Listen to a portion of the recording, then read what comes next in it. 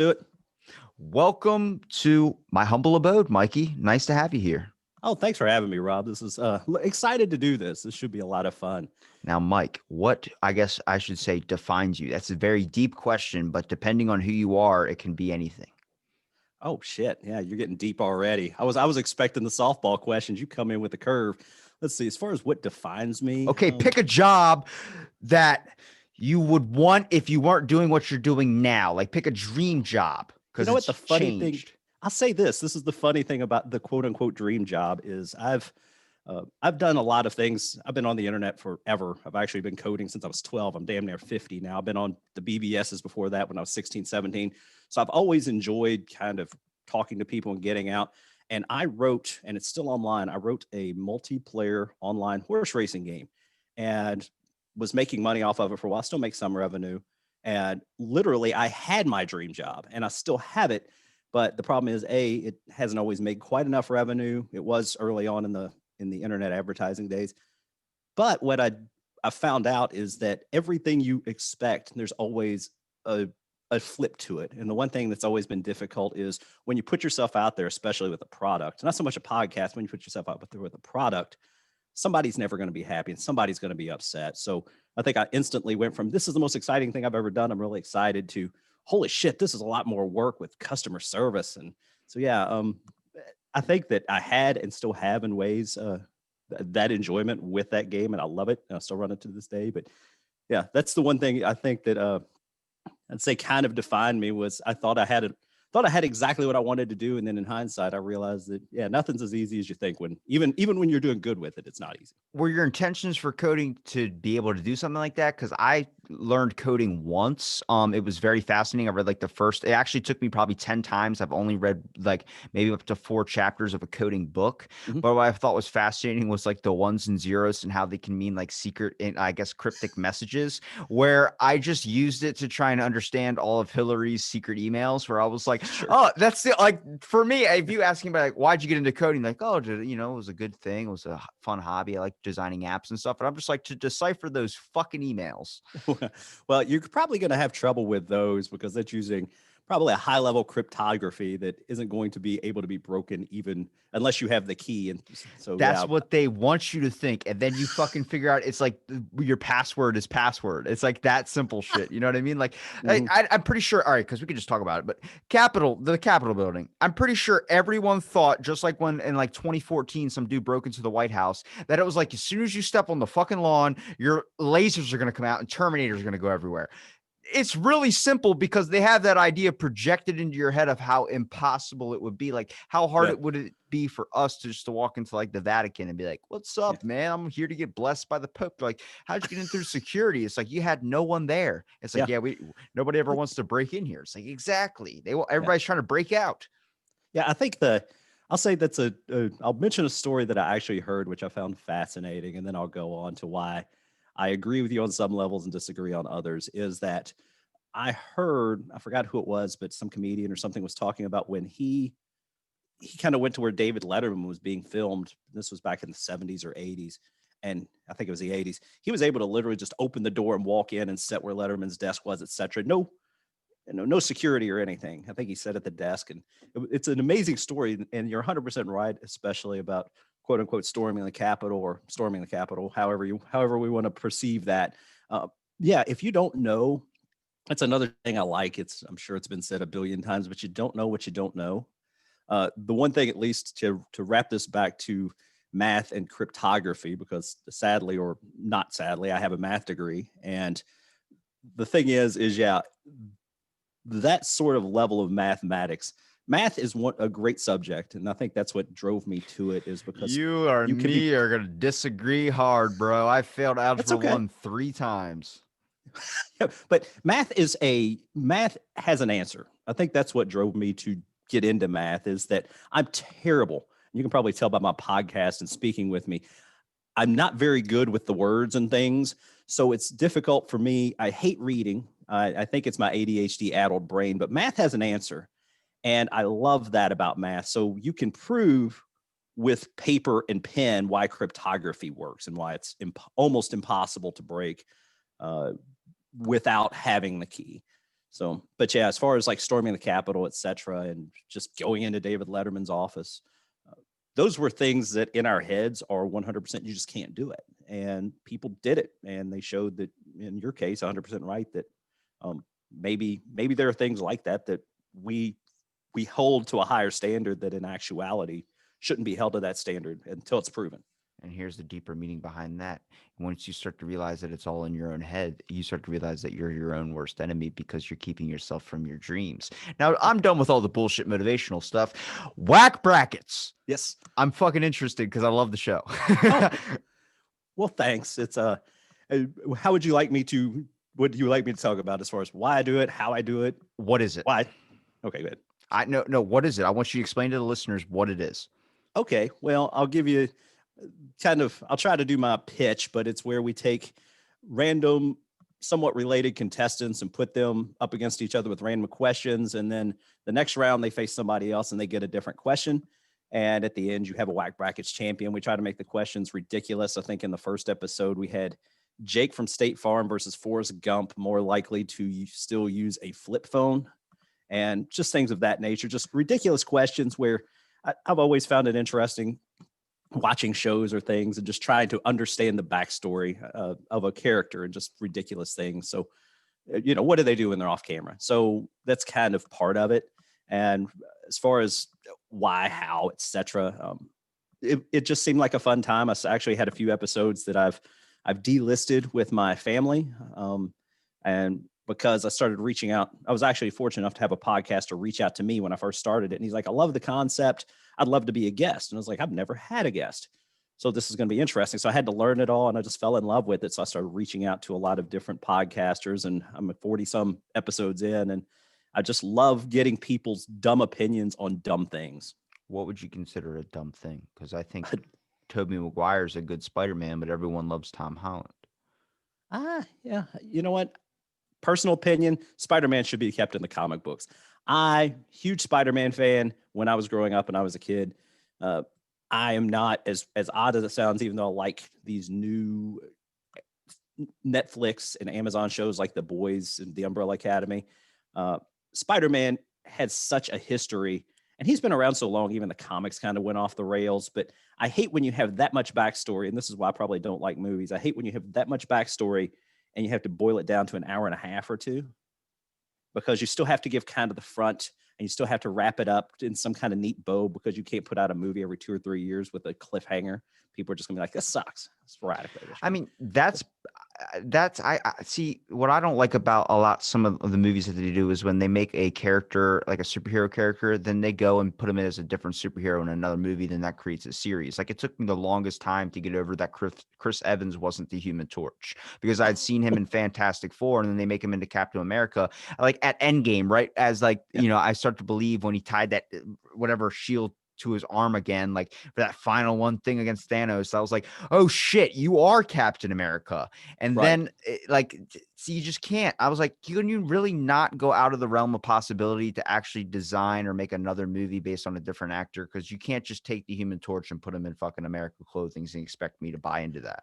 Yeah, I agree with you 100%. It's not, I think that is weird, is when you get one character that moves to a different character. And the Marvel Universe has done quite a bit of that. I think Josh Brolin's been in about 37 movies, and it just gets kind of, and this is just something stupid I do. When I watch a show and then I see the same actor that I really like Timothy Oliphant here, if I see him in another show, I always have this weird connection. I'm like, how did he get from here to here?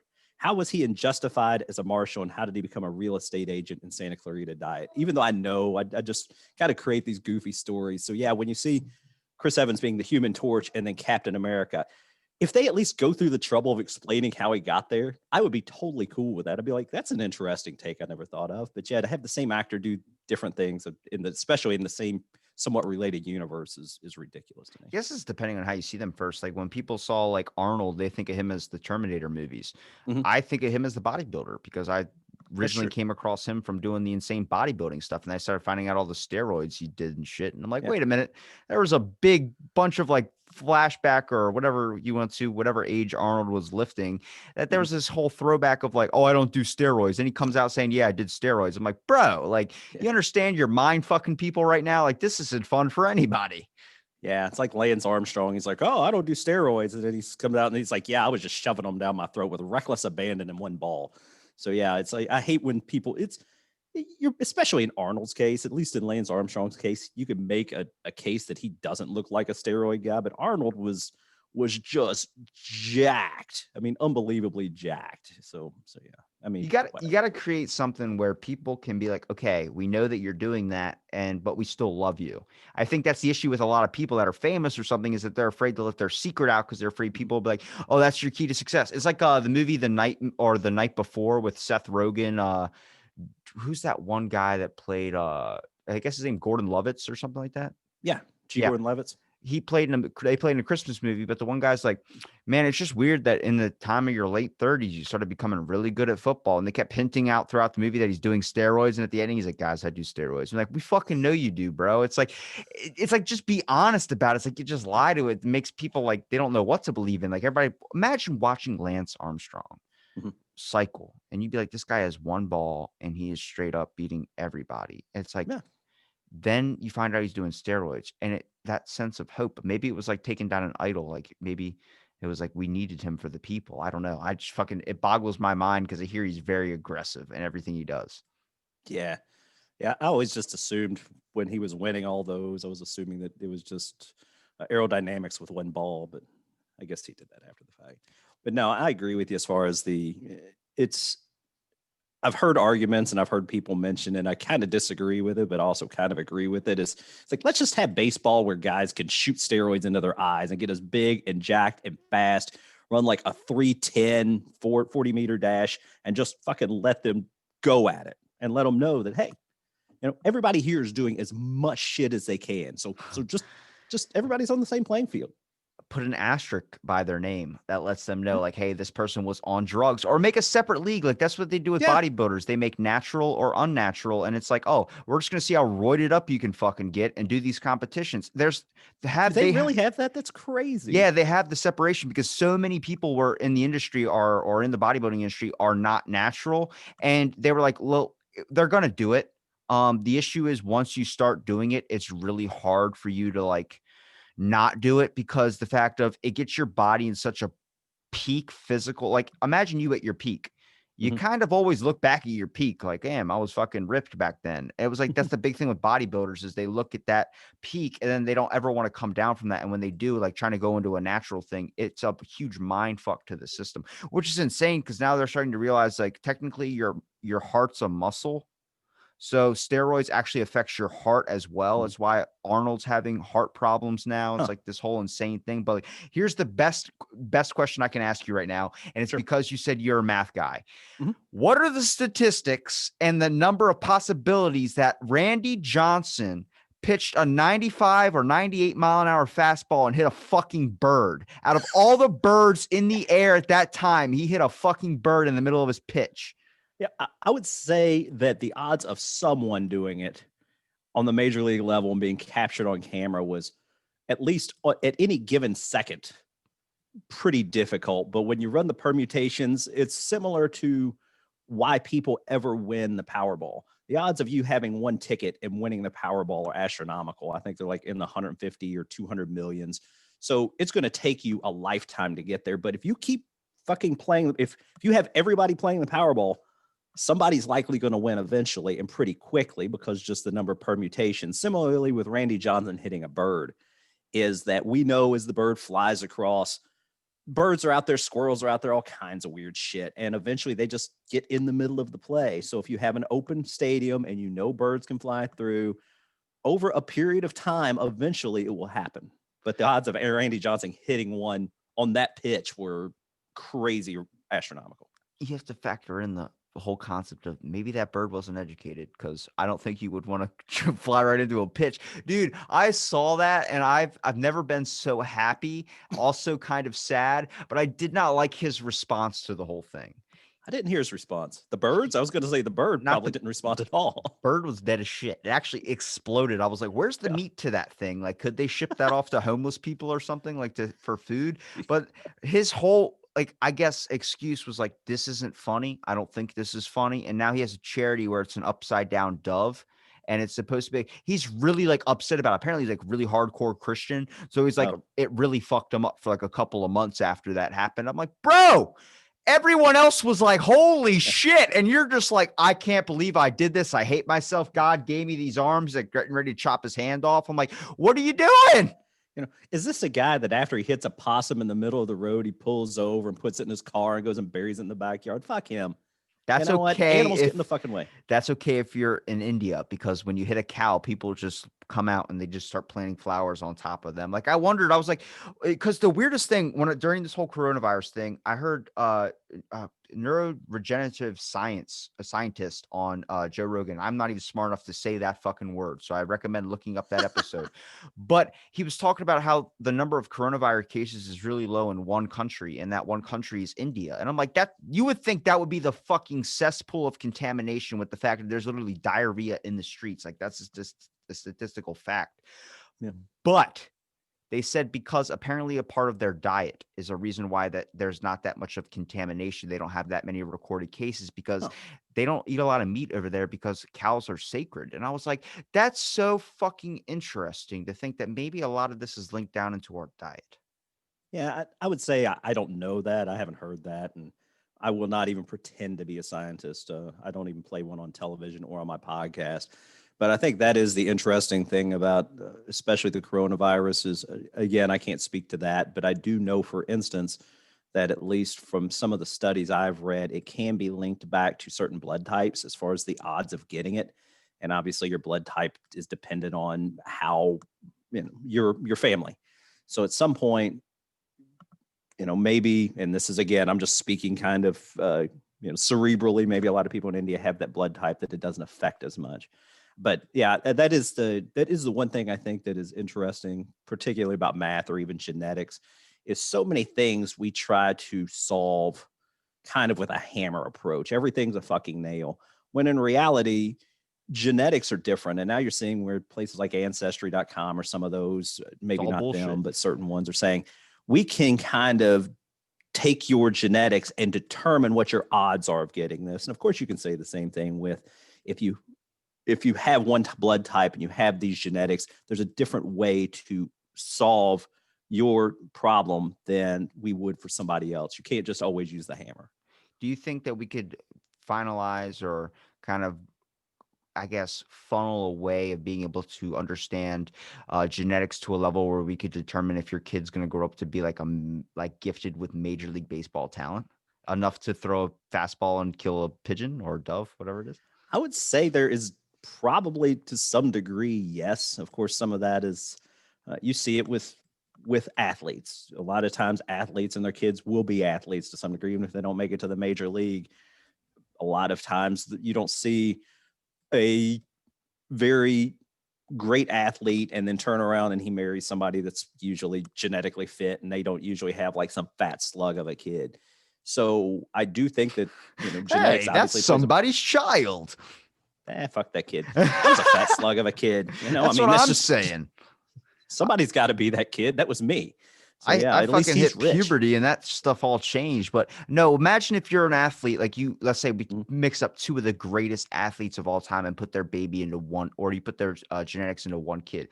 Who's to say it's not going to be the recessive genes where it's all the bad shit you don't want? But then sometimes you do want the recessive gene.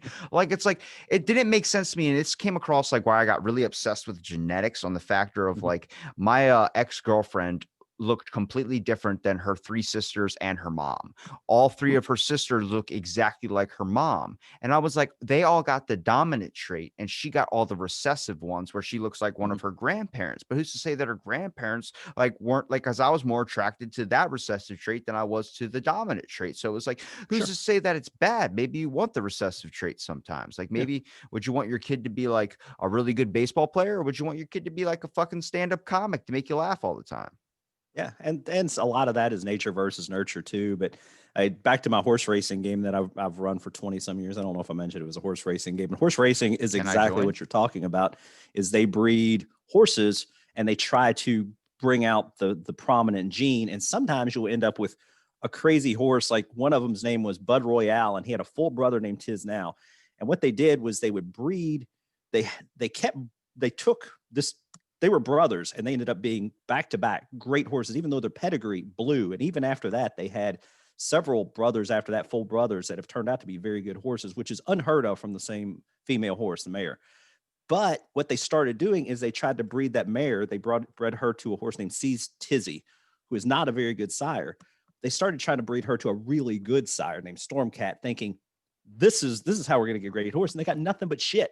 So they went back to breeding it to the shit sire, and whatever genetic soup these two horses, even though they were both shit horses or not very good horses, not comparatively speaking anyway, whatever offspring they produced were almost always excellent, which is kind of what you were saying about recessive genes or not understanding exactly how genetic makeup can be gotten to. And then a lot of times, and this is the case, like we were talking nature versus nurture, is you see fat high school, a guy who was great, he was a great athlete in high school. He may have blown his knee out in ninth, 10th grade, never achieved where he could have been. And then next thing you know, of course, he can't work out, or he just kind of like goes down a path.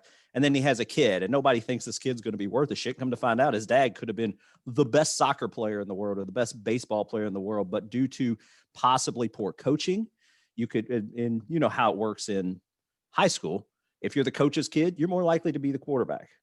So you may end up with a guy who could have been the best quarterback ever on a football team that they don't even let him play quarterback because, and we used to see this especially in the 70s and 80s, and even as recently the last couple of years, is like they would try to get Lamar Jackson to change his position.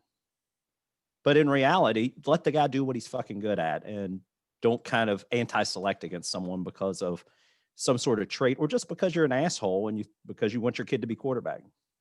Imagine like, because I don't know if you've ever seen Arnold's kid, but his Arnold's kid's a lifter, and Yeah. he's pretty fucking big. Mhm. So it was like, oh, that makes sense. But imagine you're like Barry Bonds' kid, Mhm. and you fucking suck at baseball, and all you want to do is play water polo. Like if you'd have to be so pissed as Barry Bonds, be like, really, man? Like I was fucking taking pills and I was hitting like using 3 bats to hit a ball, and you're fucking sitting there playing with like those water tube with the water wings. Yeah, and Barry's dad was an excellent baseball player too. So you'd be in the third generation, just really disappointing everybody. But and you'll see that sometimes where I think Patrick Mahomes' father was a major league pitcher. So it was kind of interesting to see how even that translates. But yeah, if water polo is your passion, and fuck, I guess Barry Bonds has made enough money that he can't spend it in the entire rest of his life. He's like, go ahead and play the water polo, kid. We got enough crack. I can't find a hat to fit my head, but go ahead and play that water polo. It's kind of bad when you look at like maybe like let's talk about Elon Musk, for instance. He just became Mhm, the number one richest person in the world, or he's worth more than anybody in the world. But then mhm. he put up a tweet saying, my 12-year-old son said this, and he says, can't he's like, let's just focus on 2021. And I'm like, you have a kid, and I'm like, dude, imagine the amount of expectation that is put on your head when you're Elon Musk's kid. Like you need to invent like another fucking planet to even revolutionize what he's done. Yeah, and again, this goes back to even just intelligence. I've started watching the Queen's Gambit, which is actually so far a show and a half in, pretty good. Uh, but yeah, you'll see Lisa Simpson, even though she's a fake character, you end up with people that maybe they were taught the wrong way, or maybe their natural ability wasn't harnessed, and then you pass it on to their kid, and it's possible that uh, it's possible that Elon Musk has passed this on to his kid. If his kid's a failure, it's possible. Or let me rephrase that: if his kid goes off and just becomes a hippie because Starts it's a the book chic thing club. to do, yeah, good for him. But then maybe he passes on again, and sometimes, again, this is kind of back to our genetic makeup kind of soup that we get. Uh, it's just a combination of genes. We don't know which genes are good and bad together. It's like making a a meal. sometimes you put two things together and you'd be like, those two things don't look good together, and it tastes fucking great together. Animal So crackers and tuna. It's fucking amazing. are you fucking kidding me? I'm telling you, dude. Frozen animal crackers, just try it and then grab some tuna. Dude, it's perfect. Really? It's All like right. Well, a see, for you at least, that's the genetic makeup of somebody who, on the surface, tuna doesn't even taste that great. Animal crackers aren't too bad, but yeah, if that really unlocks something, those two flavors together, it's kind of the genetic makeup of two bums unlocking the perfect specimen. two bums unlocking the perfect specimen. What two bums are having sex and where are they located? You see those freaking tents they have now, the ones that are Yeah. supposed to keep them cold during or warm during winter. I'm like, here's the issue. You try and take that away from them during summertime because they're going to cook like a fucking hot pocket, but they're not going to want to give it up. Yeah, I can tell you, I've seen firsthand where those bums are fucking. It's a thing, at least under the bridge by my old house, by the airport in Louisville, Kentucky. Yeah, they fucked there some, but they didn't have tents. But they used to live under the freeway, so I think they would kind of get kind of up close to the top of the freeway where there wasn't a lot of wind coming through, and they kind of like lived in boxes and shit. I can But tell yeah, you it's a legit science the way they pick out their homes. I once came across a bunch of bums in Hawaii that were literally mhm, had maps planned out on the floor. Like they were looking at maps and they were talking about the softest curbs in the neighborhood, like places that you really. won't get a lot of attention from police telling them to move on. Because technically, when you're in Hawaii, there's a large amount of homeless people there only because the weather is so fucking nice. It's like 75 like all year round. So, Yeah. and half the lawns like or half the grass next to the beach, it's all artificial stuff, so it never goes bad, it never dies. So they just lay out on the lawn. You can't tell if that's just a person enjoying the sun or you can't tell if that's a homeless person. They're just wearing Yeah. flip-flops and shit. Yeah, I think San Francisco has that same problem. My daughter lived out there, and it's so the weather is so nice there that obviously they have a larger homeless problem than cold weather cities. Like my cousin, he's like a hardcore like Christian guy. So he's a little bit younger than me, like by a couple months. But we're going through Hawaii and there was a dude laying down, like he had fucking sunglasses, like where they have the ends of them poking this way and the actual shades are on the back of their head, like they're flipped Okay. upside down backwards or whatever, but they're hooked to his ears still. And he's laying down shirtless, like in swimming trunks with flip-flops on. And he's got like, I think he had like his stuff next to his hat that was kind of flipped upside down. So something you would put money into. And my cousin's like, watch this. He just walks over, grabs like $10 and puts it in the dude's hat and walks away. I'm like, I just kept on walking with him. And I was like, dude, you're an idiot. He goes, why? I'm like, dude, that dude wasn't homeless. He goes, Yeah. what do you mean? He turns around. The guy's like, thanks. And then just like gets up and walks away. I'm like, dude, he wasn't, he's just laying out enjoying the sun, but you can't tell in Hawaii because they look, I swear, when people say that flip flops are for bums, they're kind of right because I like wearing flip flops. I live in a beach town, but it does like I guess the sense of the more, I guess the less you wear, the more people think you're a hippie or a bum. Yeah, it tracks. So I can understand that. It's like when you wear cleats, you automatically think that person plays sports. Well, that makes sense. You're not generally wearing cleats if you're going to the grocery store unless you just finished playing sports. Unless you're ready to stomp somebody's hand in. Well, they don't even let you wear the good cleats a lot of times. I have four kids. Yeah, but when he played, one of my youngest son plays football. Not he used to play flag football, and they would wear even on a outdoor field. They'd be like, "Well, wear cleats, but don't wear the metal cleats." So yeah, that's the stomping's not going to get you. I guess it still hurt a little more than stomping someone with regular shoes, but you can't get the full effect of cleats like you used to. Yeah, you can't get that nice, hand tenderizer, the one that when you Yeah, stomp on somebody's hand, you feel like dig into the meat of their. I used to play soccer, so I was a yeah, goalie. So I was so used to like when I slide in for a ball, nobody stops kicking, even if your hands are down there. So I was getting like my finger kicked in. I was getting a bunch of yeah. stuff where I was getting like jammed fingers 24/7. It was hard. Mhm. And then I think I stopped when I got hit in the nuts. I was like, all right, that's it for me. I don't care about this recreational soccer that we're playing at this fucking recreational center. Oh, it's a fun. Oh, we get participation trophies. Oh, that's fucking. Only thing I cared about was the damn pizza party at the ending. It's amazing what pizza parties will encourage a child to do. They will kill Mm. for a pizza. Yeah, it's kind of like when you used to go to the doctor. I used to get allergy shots every weekend. And I'm pretty sure that after every allergy shot, I got a free icy. So it was like it's not like the icy machine was in the doctor's office, but it would be a little tear off thing. And he'd give me the icy, and then I get to go to, because they had an icy machine, get an icy. So I was pretty stoked about that. I would like to know the statistic of people that are psychopaths that eat Italian ice, because I look at that like this is not fun for Yeah, anybody. It's not ice cream, nor is it a slushy. yeah, yeah. It's yeah. I don't get that either. It's literally just here, eat shaved ice, and all the flavor goes to the bottom. And they And really like, rub it in when they give you a wooden spoon to eat it with, and you're like, "Oh, you fucking animal." yeah, at least give a man a plastic spoon. I guess eventually you're going to end up with a lot of people. They eventually have paper straws instead of plastic straws. They're going to start having paper spoons. So that's going to be difficult. It was like when in school they had they had forks, then they had spoons, and then they had sporks. And I'm like, Mhm. why are you even offering the first two? Like you Yeah, should just have sporks. It's a universal tool. Like that guy completely shut the others out of business. But people are like, well, sometimes we like the separation because I like to have my little fork, my big fork, my small knife, my little knife, and then my soup spoon, and then my clam chowder spoon. And I'm like, you're just an asshole. yeah. Tell that Don't guy to go. Yeah, tell that guy to go back to his fucking $20 million house and tell his fucking butler to clean all them fucking forks. If I had all those forks on the side of my fucking food at my house, my mom would slap me in the fucking head. She'd have been like, "Don't dirty up all the forks, idiot."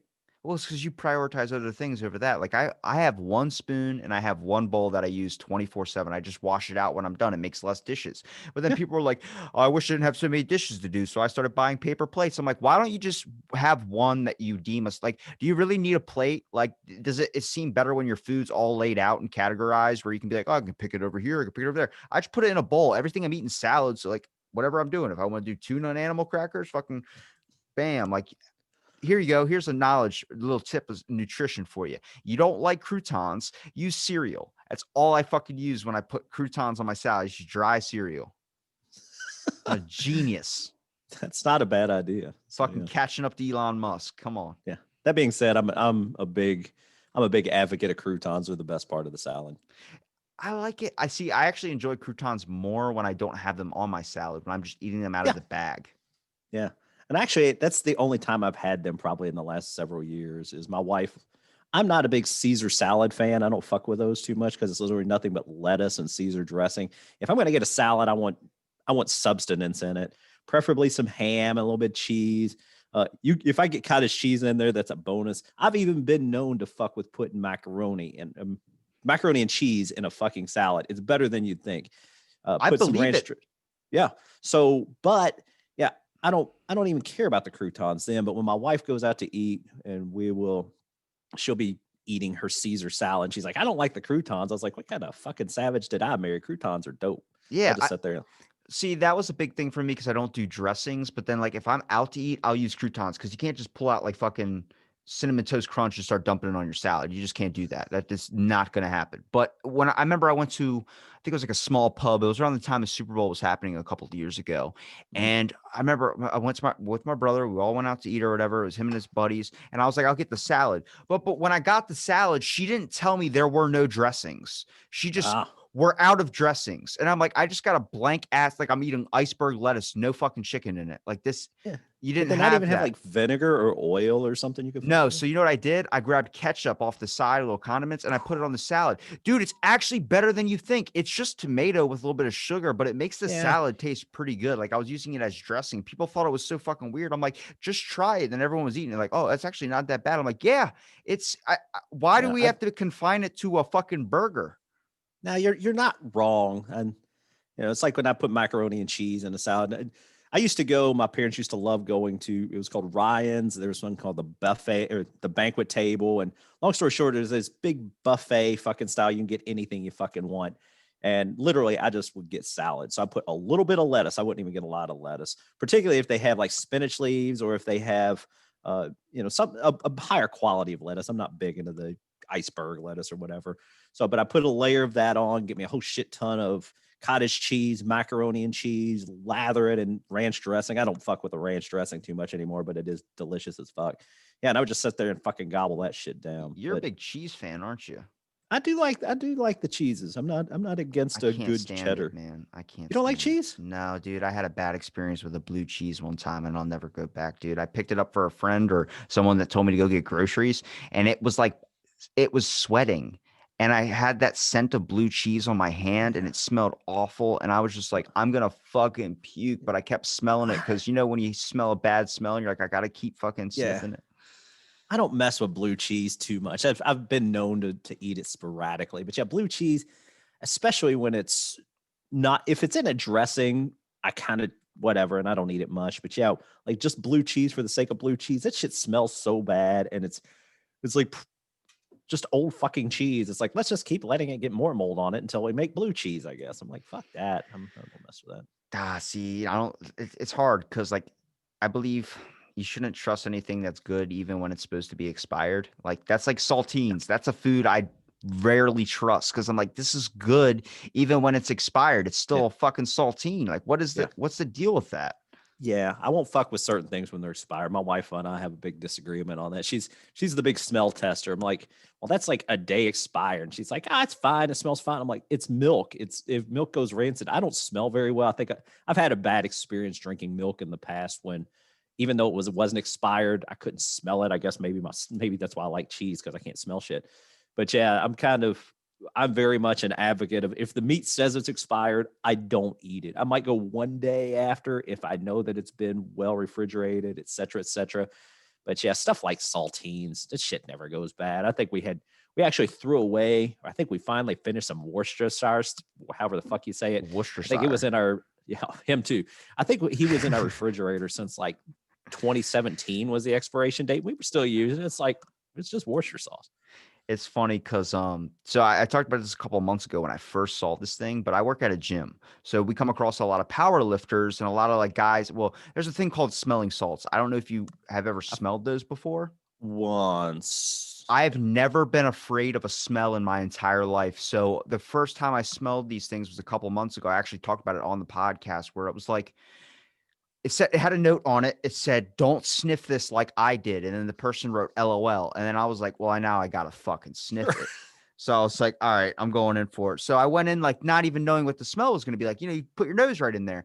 Dude, it was like when you take those COVID tests and you see the Q-tip go up the nose and you see it hit a wall. The Yeah. smell was so powerful that it's invisible pungentness just right up into my brain where my eyes, like if they were shut and they were like taped shut, I would have ripped the tape open. And like my chest was pounding, at adrenaline going through me where I feel like I could bench press a car.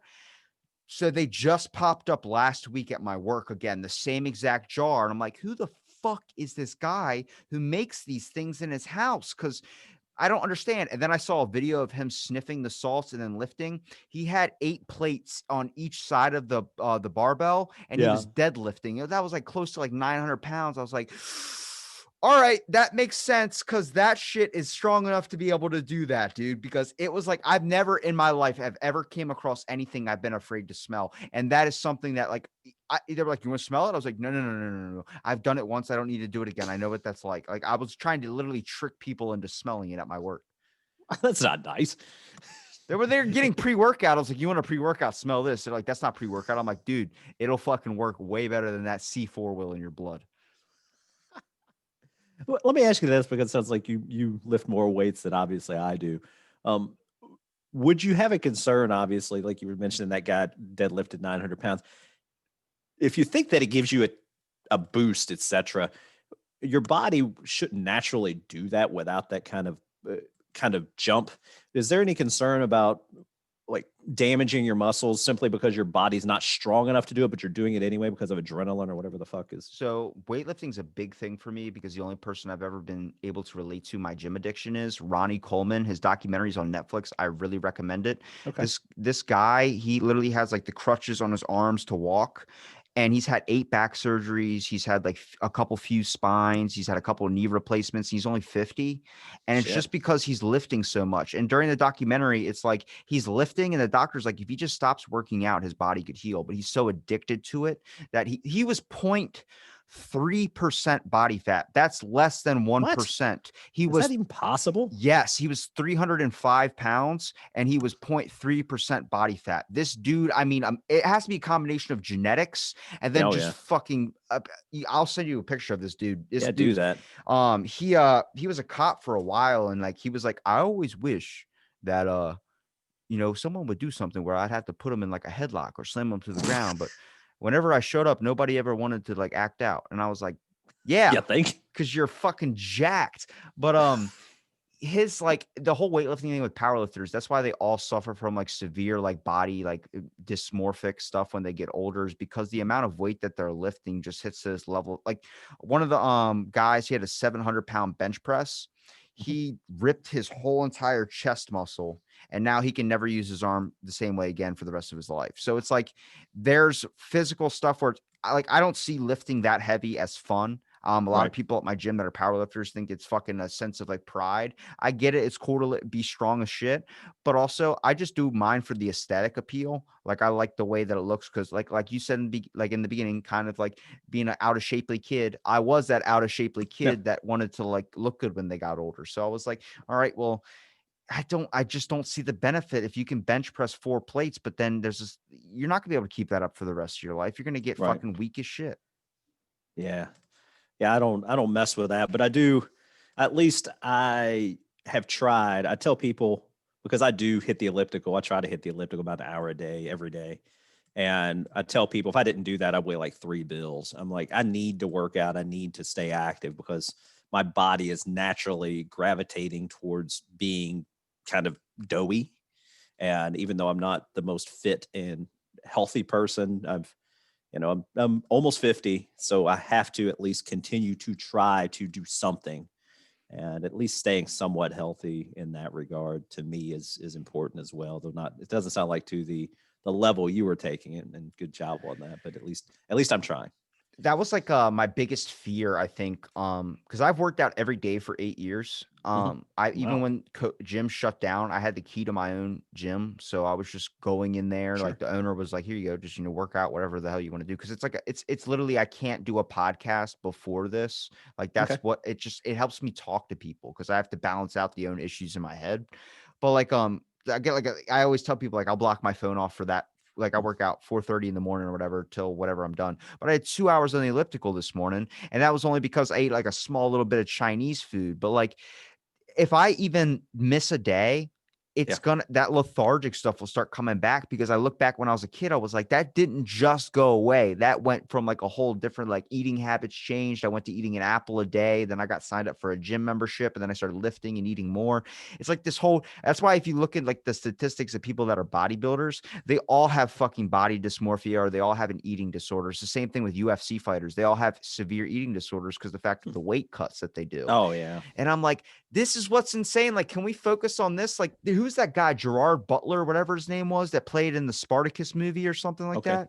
He yeah. was ripped in that movie, six pack and everything. Have you seen him now? Oh, you're talking about Russell Crowe. Yeah, Russell Crowe's his name. I think yeah, Russell Crowe's fat as fuck now. I actually posted Yeah, even on my yeah. I He think looks that like might, somebody's. You know who Jerry Garcia is? that's who. All Breaking right, Bad. so I saw your tweet. That's what I saw. Yeah, That's what made me think of that. Like, holy shit, that guy's completely like he looks like he was had a beach ball shoved under his shirt, but it was up yeah. in the upper part of his torso, not the lower part. Like he just had a big meal or something. I'm like, that's what happens is when you do those acting roles. Like I like there's got to be a way to fix that shit where we don't have to put so much pressure on people to look like this Yeah. six. Because back in the day, nobody gave a fuck. No. Arnold didn't No. even really have a six pack. He was like, I'm just going to lift strong as shit, get a big chest and stuff. But it's just somehow in our brains, we consider that the like the objective idea of being perfection. Yeah. And it's similar to women. They run into it too. It's look at Marilyn Monroe is, she's hot, but she wasn't in perfect shape.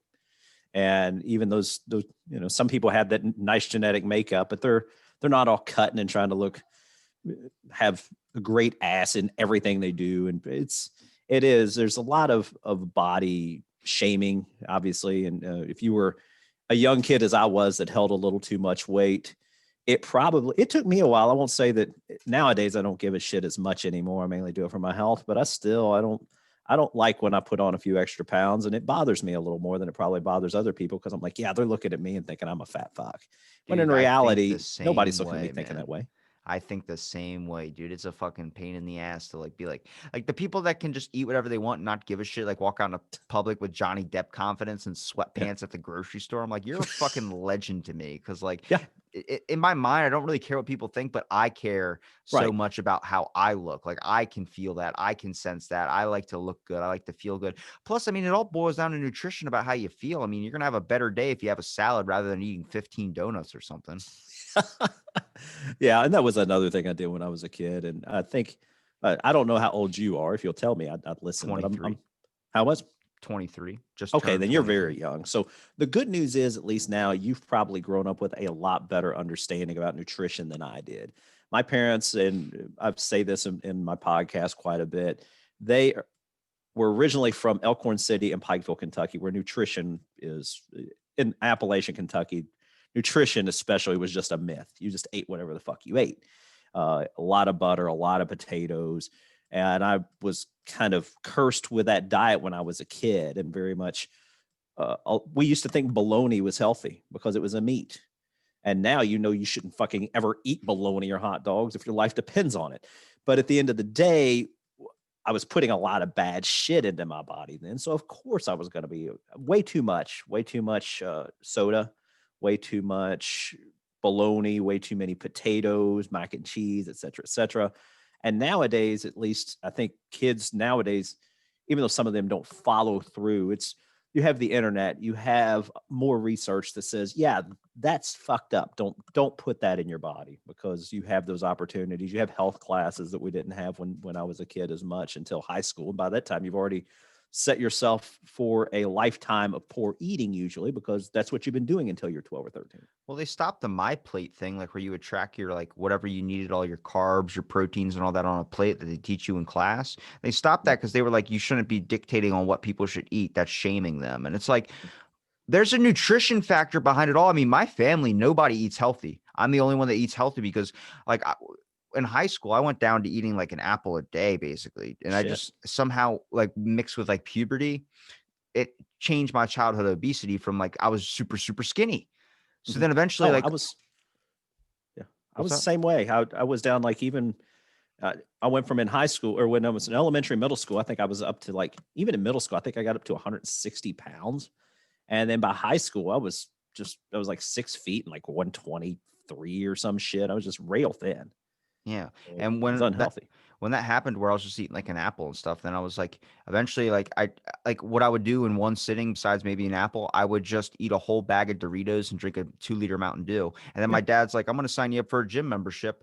I think this was like 2013. He was like, I'm gonna sign you up for a gym membership. If you stop going, just let me know so I can Mhm. stop paying for it. And I Yeah. just kept going every single day since. And Cool. but like the nutrition factor of it, dude, that first 2 weeks, I was sweating nothing but spicy nacho Doritos, where I've literally haven't had a Doritos since. And it's not because Really? like I'm trying to be restricted of what I eat. No, it's just I can't physically stand. It's like you realize once you cut out a lot of stuff and you stop eating it for a long time, you realize that your body does not have that craving anymore. Like I used to have a bad craving for breads. Dude, Hmm. cabbage leaf. That just the crunch of that cabbage leaf kills Hmm. the bread craving for some reason. Yeah. And Jimmy John's, for instance, I'd still get the unwitch at Jimmy John's. I've gone, I would say I was doing better with my intake of carbs, particularly breads and just worthless white breads, etc. I was doing a lot better until probably the last several months. It got harder to dictate my diet as much. It became at least more difficult. So I've kind of fallen back into some bad habits. But yeah, back to even what we were saying about, understanding nutrition. I remember when I was a kid, they had the food pyramid or whatever. It was like fruits and vegetables is fine. But then the second one was breads and cereals, 4 servings every day. It's like, do you really need 4 servings of fucking breads and cereals a day? No, I don't. So With all the diets now, Peter, people aren't even doing that at all. They're just doing strictly meat. yeah. Yeah. So but that's what health looked like back when I was a kid is it's fruits and vegetables, 4 servings every day, breads and cereals, 4 servings every day. I can't remember the other two, but that was the first two. And now it's like, fuck, if you ate 4 servings of bread, that's not great. I wouldn't think, unless you're like just fucking out playing tennis or something all day. I don't know. Every meal I think I had as a kid was butter bread and shit. Like you Oh, would have sure. butter Yeah. bread with potatoes, butter bread with meat, butter bread with like meatloaf was a huge thing. When did that stop in my household? I haven't had meatloaf in like 10 years. That's a good thing, man. I'm not a fan of the loaf, but I guess it's still better than bread. What But is yeah, it? What is it exactly? Is that it's meat? got some bread in it. I think obviously it's meat. I know it has ketchup in it. I think maybe the ketchup's on top. I'd have to look it up. I'm not exactly sure what goes in a meatloaf, but I think and I could be wrong here. So if you get hate mail because of my lack of loaf knowledge, I apologize. But I think the consistency comes a bit from the bread in it. But again, I could be totally wrong on There's a sourdough guy like, you dumb son of a bitch. That's not what meatloaf is. I don't know what it is. I don't like a food. Like when people say you have to develop a taste for a food, I'm like, that already sounds like I'm not interested. Like, that. I don't Right. think you should have to develop, like you have to critique your taste. You have to define your taste. Don't give me that. Like if it doesn't taste good on the first bite, I'm not going to keep eating it and eating it and eating it. It's like alcohol. Yeah. You don't like it when you're a kid, but then eventually you get used to the taste and eventually you just start drinking because there's things inside of you you're trying to kill. Mm-hmm. No, you're not wrong there. You're not wrong there. I've done Fuck, it. that went in a dark place quick. Yeah. Oh man, it's like when you I think the best leveler as a kid was when you went to the beach and you had a peanut butter sandwich and you had sand in your sandwich. What Yeah. defines that kid for the rest of his life is if he keeps eating that sandwich. Like some kids put it down like it's got sand in it. It's like, Yeah. bruh, shut the fuck up and eat that sandwich. That's an interesting take. A good old sand sandwich. I think I'll avoid that if at all possible. So, You tell we me didn't go to the if you beach. started biting into your sandwich and you were at the beach and you had sand in it, you would stop. Maybe you would keep biting into it, thinking that it was just in that little small piece. I would probably tear it in half and look around. And either that, I'll tell you what I'd probably do is if I was hungry enough, I would probably just open the sandwich up and try to lick the peanut butter off in the middle where I knew there wasn't sand. You're a fucking genius. So, I didn't even think of that. I was like, no, well, it's kind of like when I go to like Chipotle or something. What I do is mhm. I do this special trick of I just let them choose the food for me. Okay. Yeah. Because it's like always you're going to expand your taste buds every Yeah. single time. If somebody's like, oh, I'm going to put chicken, I'm going to put beef on this, I get really upset because I try not to argue about what I get. So like if they give me a food and I eat it and I'm like, all right, if I don't like it, I'm like, I'm still going to eat it because I did, like, you have to pay your price, I would say.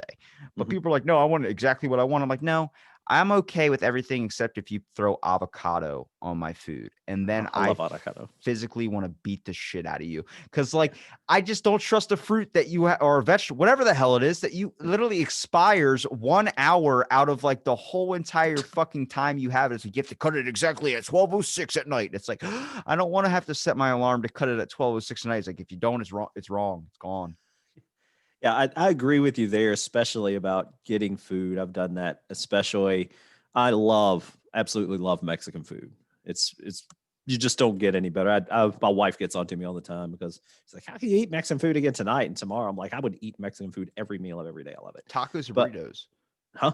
Tacos, burritos, or taquitos? I'm more a burrito man, but a lot of times I fuck more with the. I don't like the hard shell shit. I don't like the fried stuff. Yeah. Um, yeah, the burritos when soft shell burritos are fine, but yeah, even then sometimes you'll get the wrong order, especially if you go to a good Mexican restaurant. Usually, and I'm not going to try to sound. Uh, uh, Most of the Mexican restaurants I like, especially a lot of the staff, are not natural English speakers.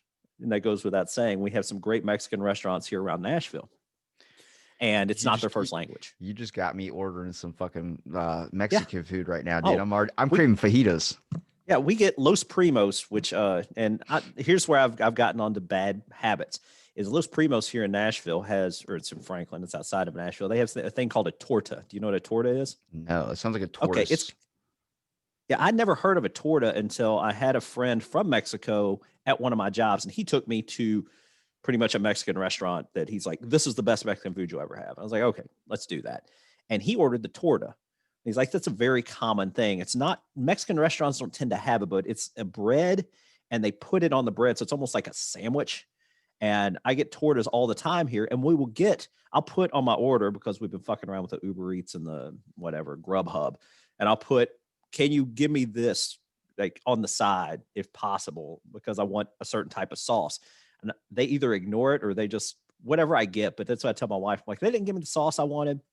but that's okay. I'm just going to eat whatever they give me because by and large, I've never had a bad experience there. So if they gave me a kind of like just a fried possum, not that they would do that, I'd be like, all right, I'll fuck with this. Let's try it. That's the rule of thumb if you order from a Chinese place. You're like, I don't know what the fuck this is, but I'm just gonna like I remember I had to order Chinese food and I had to Google what the hell the options were. I was like, what is egg foo young? I've never even heard Yeah. of that before. And I Googled it. I'm like, oh, it's egg and rice. Okay. But like eventually they just go, what do you want? And I'm like, just throw a bunch of shit in a bag, give it to me. I don't care. I'm gonna eat it anyway.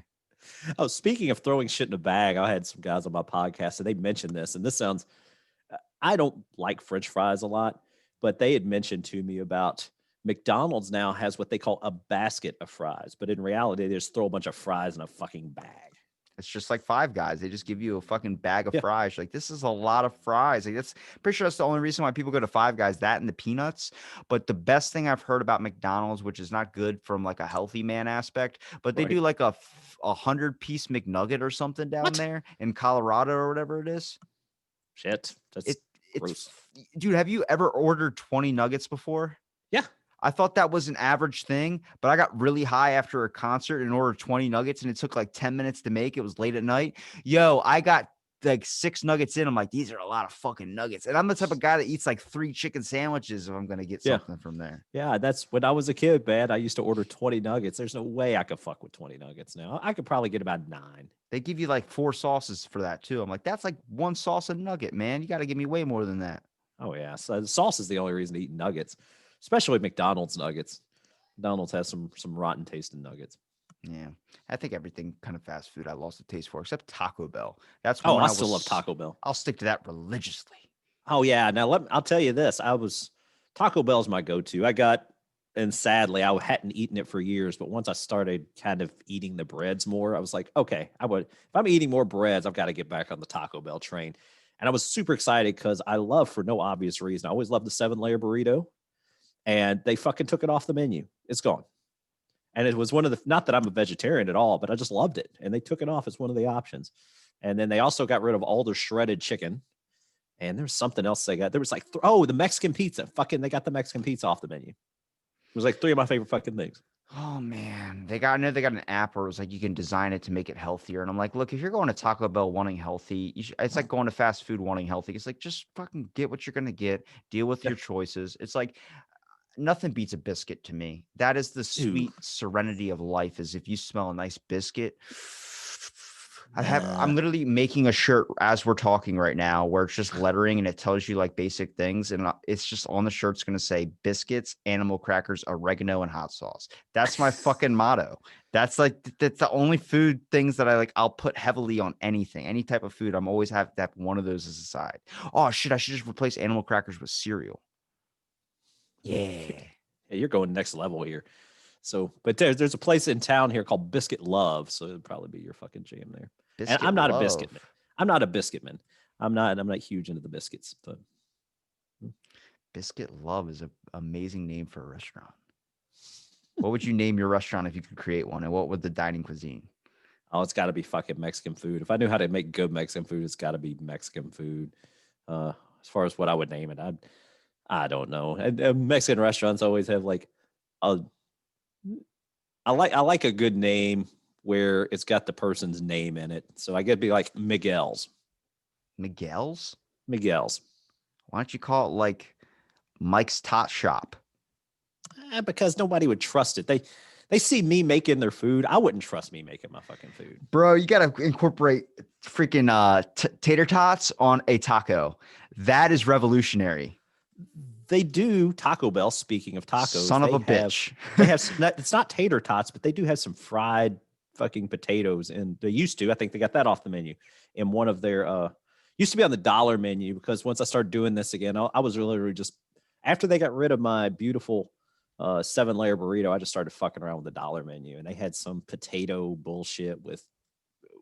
But it was very keto similar. friendly. It's like not really coming to Taco Bell for keto, if you know what I mean. I'm kind of coming here because I'm either high as shit or I'm really drunk, and I just need something to fill the void.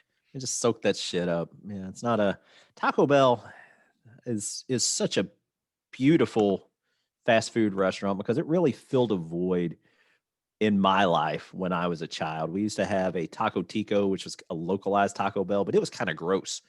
And everything else was fast food. It was like Burger King, McDonald's, I think even Hardee's. But then Taco Bell comes out of left field. It's like Mexican food, but it's fast food. And I was like, all right, this I got to see. And fucking if it wasn't as good as I expected. Dude, all right. You got me fucking hungry, I could tell you that. Imagine if you put popcorn. Like, you ever get those popcorn containers where they have the mix up of like different, like kernel, they have caramel, they have like, okay, they made one that was Cheetos where it's like Cheetos popcorn. I'm like, how far are we going into science? Like, how deep do I want to dive down this rabbit hole? It's kind of like when you get Lace chips and they have one called biscuits and gravy. You're like, all right, man, that's not healthy for you. That is definitely the worst thing. Like, what artificial sugars are in that thing? Yeah, I'm guessing they just use the cheese dust that they create, that they put on the Cheeto. I have no idea. I Can't don't do that like during coronavirus. Lick somebody else's finger on that cheese dust. Yeah, I would. I got to.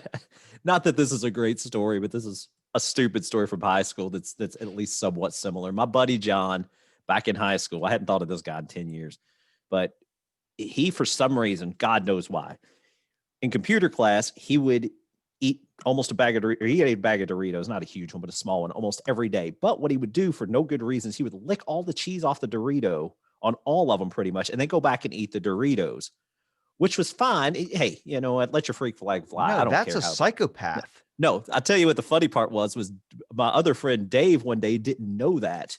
And when John got up, he like ate all his Doritos after he licked all the cheese. That dude's a psychopath, man. That's like the person that takes the Oreo, splits it apart, and just eats the cream first and then eats the cookie. You're like, Yeah. What the fuck is wrong with you? That's a broken human there. Oh my God. Man. Maybe they're inventive. I don't know. Maybe they're the Elon Musk and I'm not, I guess. Yeah, we're sitting over here just kind of like following in line, and he's out licking fucking dust off Doritos. I don't think that's Elon Musk. That's more Ted Bundy level shit there. There's a Doritos dust licker on the loose. Everybody watch out. The Doritos dust licker. That's a dangerous man there. Well, Mike, I appreciate you for doing the podcast, man. Do you want to promote where people can find your podcast at? Instagrams, Twitter? Yeah. First off, I want to say I am more than impressed that you can do an episode of these a day. I looked at your back catalog and it just goes on and on. I'm like, I don't think this fucker misses a day. I was impressed as shit. So, I'm not the best, but I am consistent, damn it. Yeah. Quantity, not quality, but no, I kid. You've always put out a good podcast. I think we were talking about the guys from Fried Penguin before. Great dudes. And I really love the episode with them. Rest in peace. Yeah. Love you guys. Hopefully they'll get it back together. We'll see what happens. But yeah, as far as how to reach me, of course, I've got the Wack Brackets podcast. As with most podcasts, you can reach out on any of the platforms, the Apples, the Spotify's, the Breakers, whatever. Stupid Appalachian Heredity American Podcast Network. However you get your podcast, good for you. You can reach them on all those. As far as how to reach me personally, you can go to the Instagrams or the Twitters, send anything, or you can get me at wackbrackets.com on any of those, or send me an email at DoritoDustlicker@wackbrackets.com. I'll get that. If you send it to anything and people think I'm fucking with you, if you send it to anything at wackbrackets.com, I will receive that email. So if you guys listen to this, yeah, send me an email at Doritos Dustlicker and I'll respond. But no, seriously, Rob, Doritos Dustlicker, dude. This has been a fun time. I appreciate you reaching out to me and had a great time on here. And we'll get you on. I'm trying to start putting guys together for Wack Brackets. I've already got so many in the can. I think I've got all my episodes recorded through February, and I've had it that way since late November. So I'm going to start getting some people on, and I'll make sure to reach out to you and get you on the podcast. And if you want to do a solo, I can get you on a solo. If you want me to find somebody else, we'll get a three-way going. It'll be like a Tracy Lord special. We'll get you on with another podcaster and fuck with people. It's always fun when there's more people involved. All right. Well, I'll do that. I've had some people that said they'd be willing to do it. I think Daniel from Mustachio Podcast, one of my greatest guests. He's a fucking hilarious dude. So I'll see if maybe I can get you on with him. Well, I'm excited for the invite. And also thank you for listening to this episode of Out of the Blank podcast. Stay tuned for our next episode.